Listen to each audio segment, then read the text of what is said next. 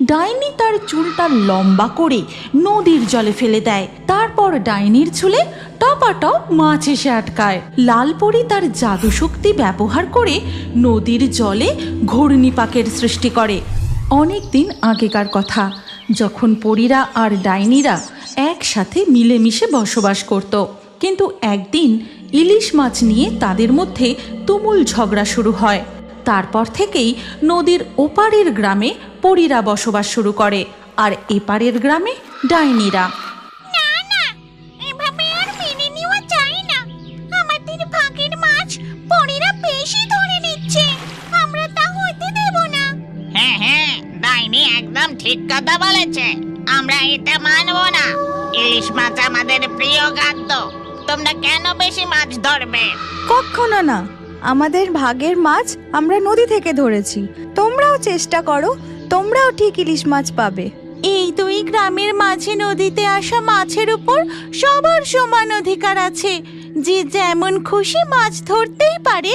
নদীর এপার আর ওপার থেকে ডাইনি ও পরীদের মধ্যে তুমুল ঝগড়া চলতে থাকে। ঠিক তখনই আকাশে কালো মেঘ জমে শুরু হয় মুষলধারে বৃষ্টি। হঠাৎ করে বৃষ্টি? এ নিশ্চয়ই ওই পরীদের কারসাজি, যাতে আমরা আর মাছ না ধরতে পারি। চল ডাইনি, ঘরে ফিরে চল। সবেতেই আমাদের দোষ, তাই না? নাচতে না জানলে উঠোন বেঁকা। চলো নীলপরি, আমরা বাসায় ফিরে যাই। এই বলে পরীরা ও ডাইনিরা যে যার ঘরে ফিরে যায়। এমনই একদিন দুই গ্রামের ডাইনি ও পরীদের ঝগড়া দেখে টুনি পাখি উড়তে উড়তে প্রকৃতি দেবীর কাছে পৌঁছায়। হে প্রকৃতি দেবী, দিন দিন দুই গ্রামের ডাইনি ও পরীদের মধ্যে ঝগড়া বেড়েই চলেছে। আপনি ওদের থামানোর কিছু একটা ব্যবস্থা করুন। হ্যাঁ, এবার ওদের থামানো উচিত। যে ছোট ছোট কারণে ওরা নিজেদের মধ্যে ঝগড়া করছে, সেই ভুল ওদের বোঝাতে হবে। হে প্রকৃতি দেবী, আমি যখন খাবারের খোঁজে ওই গ্রামের উপর দিয়ে যাই, তখন দেখি পরীরা আর ডাইনিরা ঝগড়া করতে ব্যস্ত। এরপর প্রকৃতি দেবী তার বন্ধু স্বর্ণ জলপরীকে স্মরণ করতে থাকে। আর কিছুক্ষণের মধ্যেই স্বর্ণ জলপরী প্রকৃতি দেবীর নদীতে প্রকট হয়। বলুন প্রকৃতি দেবী, আপনার কি কোনো সাহায্যের প্রয়োজন? হ্যাঁ স্বর্ণ জলপরি, তোমাকে একটি সাহায্য করতে হবে। মন দিয়ে শোনো তবে। এরপর প্রকৃতি দেবী তার বন্ধু স্বর্ণ জলপরীকে সমস্ত কথা বুঝিয়ে বলে।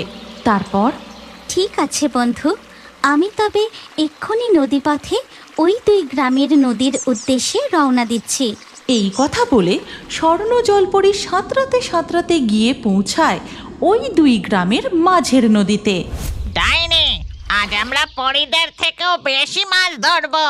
নে দেখি এবার, তাড়াতাড়ি তোর চোলটা নদীর জলে ডোবা।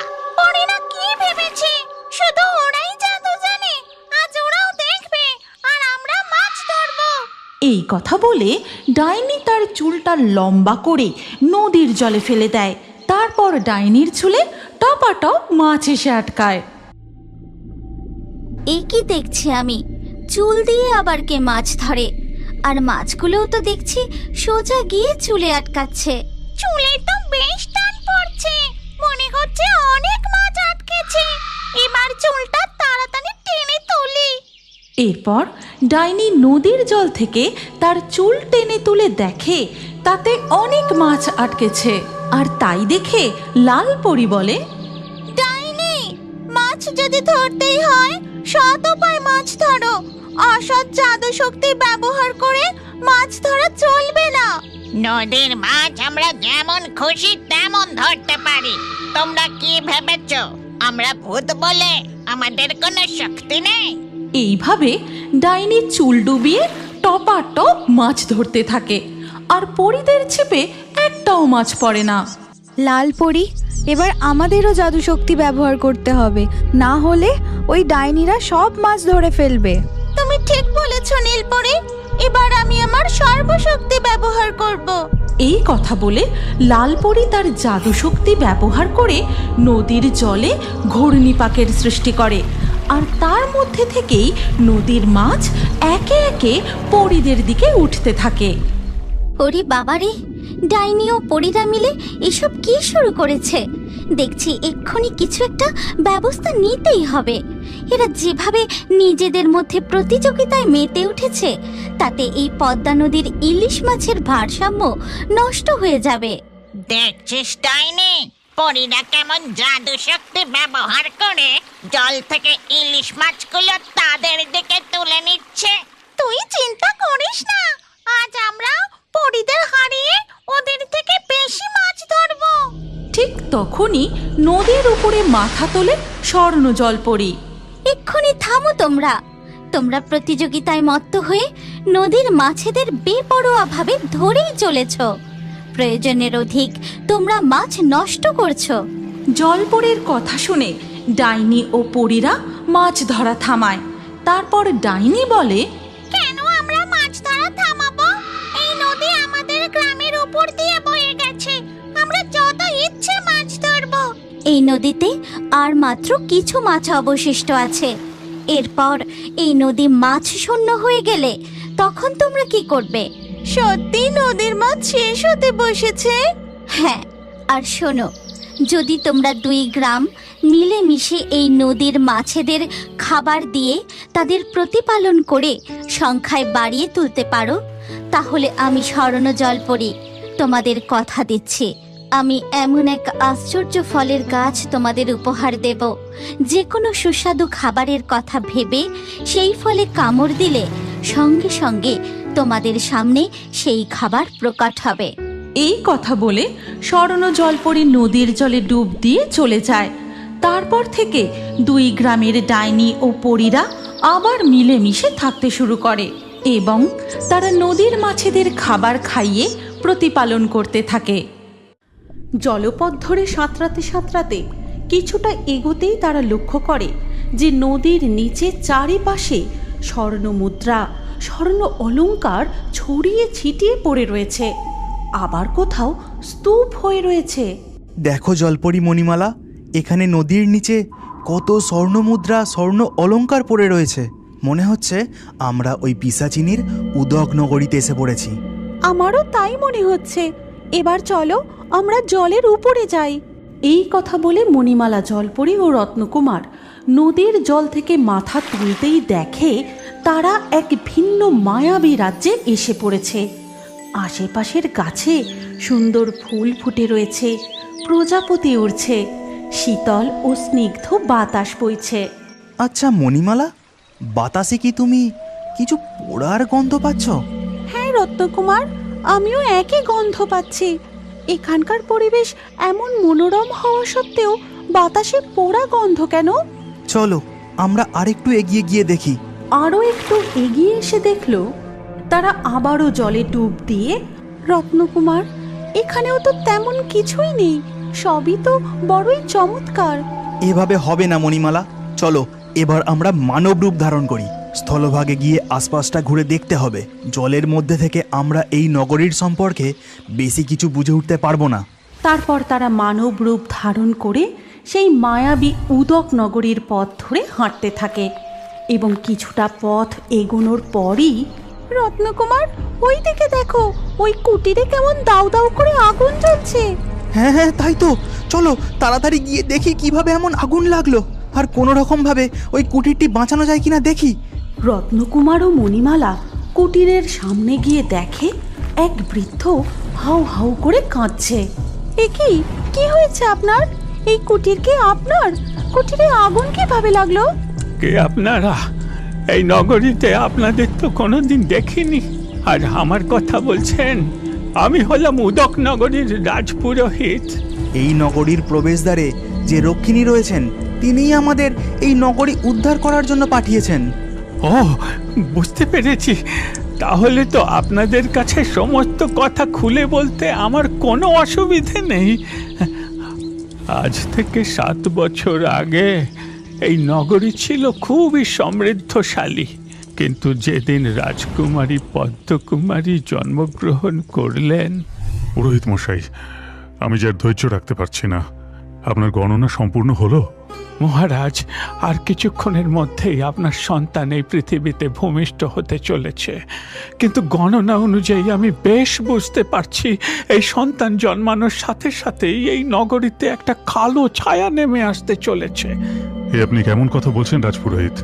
আমি এত বছর পর সন্তানের মুখ দেখতে চলেছি, সেখানে? হ্যাঁ মহারাজ, আমি যা বলছি তা একেবারেই সত্য। আমার গণনা কখনো ভুল হতে পারে না। তখনই এক দাসী সদ্যজাত কন্যা সন্তানকে নিয়ে এসে মহারাজকে দেখায়। মহারাজ, মহারাজ, এই দেখুন কি অদ্ভুত কাণ্ড! মহারানীর গর্ভ থেকে এমন এক অদ্ভুত সন্তানের জন্ম হয়েছে যা দেখে আমরা সকলে স্তম্ভিত। দেখা যায় দাসীর হাতে যে সন্তান রয়েছে তার অর্ধেক মানুষের মতো, অর্ধেকটি মৎস্যের লেজ। এ কি কাণ্ড! এবার আমি কি করব রাজপুরোহিত? এখন আমি কি করব?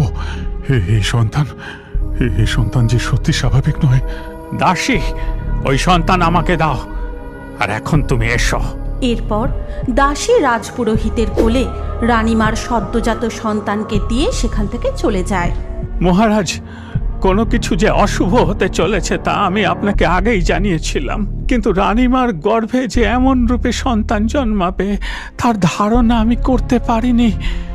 মহারাজ, এই সন্তানকে আপনি সাগরের জলে ভাসিয়ে দিন। না, কখনো না। ও আমার সন্তান, এই উদক নগরের রাজকুমারী। ও আমার রাজমহলের পিছন দিকের ওই পদ্ম পুকুরে থাকবে পদ্মকুমারী হয়ে। আর এই সমস্ত কিছু একেবারেই গোপন থাকবে, এই রাজ্যের কাকপক্ষীও যেন টের না পায়। তার জন্য আপনাকেই যথাযথ ব্যবস্থা করতে হবে রাজপুরোহিত। এরপর ধীরে ধীরে পদ্মকুমারী উদক নগরে রাজার পদ্ম পুকুরে বড় হতে থাকে। কেটে যায় বেশ কিছু বছর। পিতা, আপনি এসে গেছেন? আমি সেই কখন থেকে আপনার জন্য অপেক্ষা করে আছি। হ্যাঁ মা পদ্ম, আমি জানি তো তুমি আমার জন্য অপেক্ষায় থাকো, কিন্তু কি করব বলো, সকলকে লুকিয়ে এখানে আসতে একটু দেরি হয়ে যায় যে। পিতা, আজ রাজ্যের কি খবর? রাজ্যবাসী কেমন আছে? রাজকার্য সব ঠিকঠাক চলছে তো? হ্যাঁ পদ্মমা, তোমার জন্মের পর থেকেই তো এই রাজ্য আরও সমৃদ্ধশালী হয়ে উঠেছে, কিন্তু তবুও দুঃখে আমার বুকটা ফেটে যায়। তুমি এই রাজ্য নিয়ে এত চিন্তিত, অথচ রাজ্যবাসীকে আমি তোমার সম্পর্কে কিছুই জানাতে পারি না। আচ্ছা পিতা, মাতা কি এখনো আমার সম্পর্কে কিছুই জানেন না? ওনাকে যে আমার বড্ড দেখতে ইচ্ছা করে। তোমার তো কিছুই অজানা নেই মা পদ্ম, তুমি আমার অবুঝ কন্যা নও। তবুও তুমি মাঝে মধ্যে এমন প্রশ্ন করো, তার উত্তর যে আমি কি দেব বুঝে উঠতে পারি না। আচ্ছা, এখন আমি আসি, তুমি বিশ্রাম করো মা। মহারাজ সেদিন আমার কোনো কথাই শুনলেন না। তিনি গোপনে পদ্মমাকে নিয়ে পদ্ম পুকুরে লুকিয়ে রাখলেন। এইভাবে যখন পদ্মকুমারীর 7 বছর বয়স, তখন একদিন সকালবেলা হঠাৎ রাজা বিপ্রকান্ত, রাজা বিপ্রকান্ত, এখনই আমার সামনে আয়। কে কে আপনি? এমন অদ্ভুতভাবে চিৎকার করছেন কেন? কি চান আপনি আমার কাছে? আমি তন্ত্র সাধিকা নরকী, তোর রানী গর্ভে যে অদ্ভুত সন্তান জন্মগ্রহণ করেছে, সেই সন্তানকে আমায় দিয়ে দে, আমি এখান থেকে চলে যাব। এসব কি বলছেন আপনি? আমার সন্তান অদ্ভুত মানে? সে একেবারে সুস্থ সবল সুন্দর মানুষের মতো, আর আমার সন্তানকে আপনাকেই বা দিয়ে দেব কেন? এখনই বেরিয়ে যান, বেরিয়ে যান আমার রাজ্য থেকে। তাকে আমার হাতে এক্ষুনি তুলে দে। বল, তাকে কোথায় লুকিয়ে রেখেছিস? না হলে এর ফল কিন্তু ভালো হবে না। আমার মহলে এসে আমাকেই হুমকি দেয়।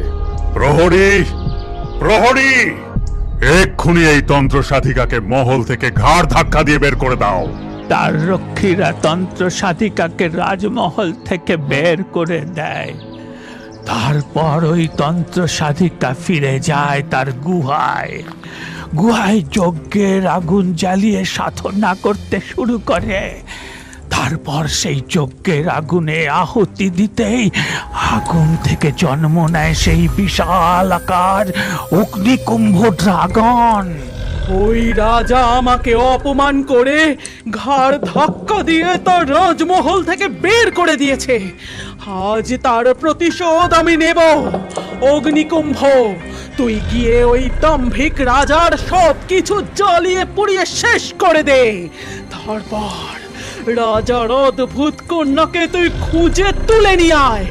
যথাজ্ঞা নরকে, আমি আপনাকে হতাশ করব না। এই কথা বলে অগ্নিকুম্ভ ড্রাগন গুহা থেকে বেরিয়ে উড়তে উড়তে রাজমহলের কাছে গিয়ে সে তার মুখ থেকে আগুন বের করে মহলে নিক্ষেপ করে, আর নিমিষেই গোটা মহলে আগুন ধরে যায়। এই ভয়াবহ অগ্নিকাণ্ডে রাজা প্রাণ হারায়। আর মহলের এই ভয়াবহ অগ্নিকাণ্ড দেখে পদ্মকুমারী ভয়ে চিৎকার করতে থাকে। আগুন, আগুন কি করে লাগলো? গোটা মহল যে দাও দাও করে জ্বলছে। না না না, পিতা, মাতা! পদ্মকুমারীর চিৎকার শুনে অগ্নিকুম্ভ ড্রাগনের নজর গিয়ে পড়ে সেই পদ্মপুকুরে। এই তো পেয়েছি, নিশ্চয় ওই বালিকা রাজার সেই আশ্চর্য কন্যা। নরকি এই কন্যাকেই বন্দি করে নিয়ে যাওয়ার কথা বলেছে। আর তখনই ড্রাগন অগ্নিকুম্ভ পদ্মকুমারীকে পায়ে করে তুলে নিয়ে সেই গুহায় গিয়ে পৌঁছায়। এই নাও নরকে রাজার সেই আশ্চর্য কন্যা। রাজা পদ্মপুকুরে লুকিয়ে রেখেছিল এই কন্যাকে, কিন্তু সে আমার চোখকে ফাঁকি দিতে পারেনি। পেয়েছিস, পেয়েছিস খুঁজে। এবার রাজা কি করবে? কিভাবে বাঁচাবে নিজের মেয়েকে? আজ থেকে এই মেয়ে হবে আমার সাধনার উপচার। রাজা তো আর কোনোদিনই কিছু করতে পারবে না নরকে, সে যে মৃত। তুই তো দারুণ কাজ করেছিস অগ্নিকুম্ভ। যা, গিয়ে গুহার সামনের ওই জলাশয়ের মধ্যে ওকে রেখে দে। সেই থেকে পদ্মকুমারী ওই নরকীর কবলে, আর অগ্নিকুম্ভ এই গোটা নগরকে অতিষ্ঠ করে তুলেছে। তার ইচ্ছে মতো যেখানে সেখানে যখন তখন আগুন জ্বালিয়ে দিচ্ছে। বুঝলাম, কিন্তু রানীমা, তার কি হলো? তিনি কি তার কন্যা পদ্মকুমারীর ব্যাপারে কিছু জানতে পেরেছিলেন? রানীমা, হ্যাঁ, জানতে পেরেছিলেন। সেই জন্যই তো তিনি। তারপর রাজপুরোহিত মণিমালা, জলপরি ও রত্নকুমারকে রানীমার রহস্যের কথা বলতে লাগলেন। রানীমার পিশাচিনীর মতো এরূপ দশা কিভাবে হলো, আর কেনই বা রানীমা ওই গুহার দ্বারে আজও এই অবস্থায় রয়েছেন, তা রাজপুরোহিত বলতে লাগলেন। আজকের লাকি ড্রয়ে নির্বাচিত সেরা কমেন্ট ও দর্শকদের নামগুলি হল পঞ্চমী, জুঁই, তৃষ্ণা, অনন্যা, অঞ্জলি, ইপসিতা, সুজাতা, মহিরা, অঙ্কিতা, জারা, ফহিম, আখি, শহিন, আয়েশা, রফিয়া। আপনারও নাম ও সবথেকে সেরা কমেন্টগুলি পরবর্তী ভিডিওতে থাকতে পারে, তাই আমাদের চ্যানেল জলপরি কার্টুন এক্ষুনি সাবস্ক্রাইব করে নিন, আর স্ক্রিনের উপরে আসা এই ভিডিওতে ক্লিক করে পরবর্তী ভিডিওটি দেখুন। আপনার নামটাও পরবর্তী ভিডিওতে কমেন্টে জানান। কি ভাবছেন? ভিডিওটি ক্লিক করে তাড়াতাড়ি দেখুন।